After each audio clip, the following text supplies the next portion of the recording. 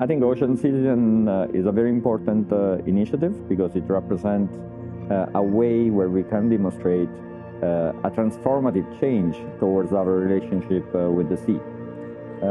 Human activities historically have always been focusing on resource exploitation.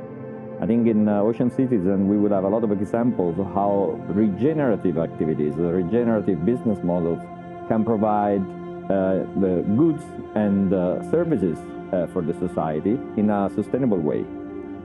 My group at DTU, the Technical University of Denmark, is involved in with a case study in Denmark and also demonstrating new technologies for monitoring these restoration activities. In particular, we will have artificial reef deployed, and we will monitor them with advanced technologies to check the impact that these reefs can have on the local ecosystems. I think this will provide not only new insight on how to do restoration, but also a blueprint on how to scale up these activities at larger scales.